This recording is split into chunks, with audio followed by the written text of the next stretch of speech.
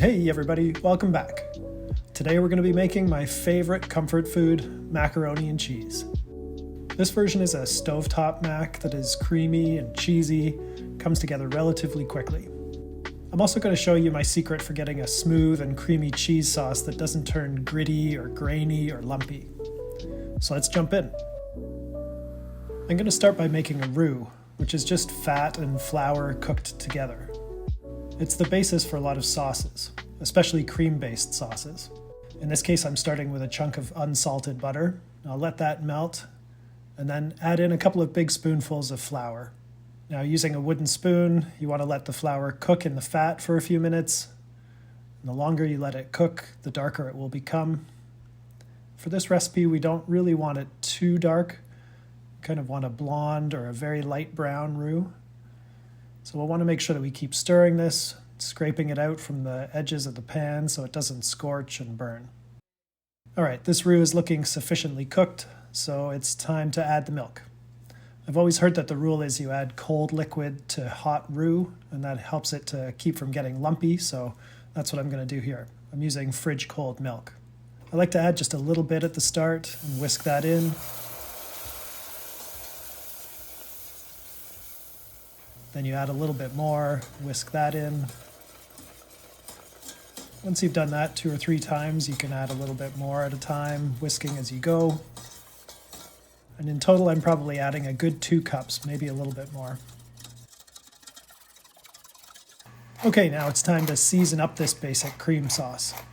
For mac and cheese, I like to add a lot of cracked black pepper, a little bit of hot paprika, some garlic powder, some onion powder, a squeeze of either Dijon mustard or a stone ground mustard, and then a teaspoon of chicken bouillon concentrate. I'll whisk that all in until everything is combined, and then we'll place that sauce over a low heat. But you definitely have to keep your eye on it so it doesn't burn. Cream sauces scorch and burn really quickly, so you want to be stirring this all the time. Now, for cheeses, you can use whatever kind of cheese you have or whatever you like. I like to use a blend of cheeses usually. My kids really like some mozzarella in there because it makes for a really good cheese pull when you're eating it. So I'll add a bit of mozzarella. However, mozzarella doesn't bring a ton of flavor to the party, so I'm going to also add some old aged cheddar, as well as a little bit of Colby here that I can use up. So I'm going to add the cheeses just a handful at a time, whisking it in until it's pretty much all melted away before I add the next handful. Other cheeses that would work really well here, though, would be Gruyere, Monterey Jack, Gouda, even a Parmesan would work. Now just keep carrying on here until all the grated cheese is in there. At one point here I switched from the whisk to a wooden spoon, which works better once the cheese starts to thicken up a little bit. Okay, now the final piece to this recipe is an ingredient that I don't actually like or eat really, apart from in this recipe, and that is Velveeta processed cheese. So this is a pasteurized processed cheese product. I believe it's shelf stable even, and I don't think it can actually be called cheese. It is a cheese product, but it does contain a ton of emulsifying agents, which makes it not only melt smoothly, but also stay smooth once it's melted. It also has a unique property where if you mix a little bit of it in with other cheeses in a cheese sauce, it has that effect on all the cheeses. So a little bit of Velveeta here mixed in will act on all the cheeses in this cheese sauce to stop them from separating or becoming gritty or grainy. I'm really not a fan of processed cheese, but I am using it in this recipe here, not for its flavor certainly, but for its emulsifiers. Anyway, that gets cubed up and dropped into the sauce where it'll melt away eventually, and it'll keep that sauce nice and smooth. Okay, time for the macaroni to go in.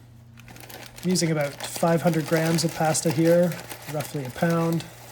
And that'll go into some well-salted water for 7 to 8 minutes, or whatever it says on the bag of pasta that you're using.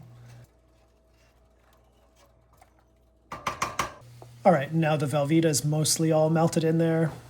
You can see just how stretchy and cheesy this sauce is. So we'll drain off the pasta and then add it back into the pot. And then I like to add the cheese sauce in here in stages, mixing it in each time. And generally I'm going to go for a pretty saucy consistency here. I really don't like a dry macaroni and cheese, and the pasta will start to tighten this sauce up as it sits together in the pot, so I like to err on the side of saucier rather than drier at this stage. All right, now we serve this just with some crumbled bacon on top. I also like a good drizzle of hot sauce on there. Pretty quick, certainly not healthy, but definitely comforting and delicious. So let's take a look at what this meal cost. The largest cost with this dish is the cheese. Depending on what type of cheese you use, this will have the most bearing on the final cost. We used 3 different types of cheeses here in various amounts, which came to about $8 in total. Beyond that, the macaroni noodles, the butter, and the milk were the only other significant costs. So we made that pot of macaroni and cheese for $11.22. Now we ended up getting 4 good dinner portions out of this, and then a pretty good amount of leftovers for the next day. I think it's safe to say we had 5 portions at least in total. So I'll call it 5, and that means we're looking at a cost of $2.24 per portion. Now, adding the bacon and the hot sauce and any other toppings you wanted to add will definitely increase the cost of this dish. I'm not going to include those costs here because I really wanted to just give a cost for the macaroni and cheese on its own. Anyway, that's the dish. Hearty, creamy, cheesy, comforting. This one's a year-round favorite in our house. It also makes a great side dish to grilled meats or barbecue in the summer, so I encourage you to give this one a try. If you enjoyed this video or you found it useful, please do hit that like button, and as this is a fairly new channel, I'd very much appreciate you subscribing so I can keep bringing you more videos. We'll talk soon.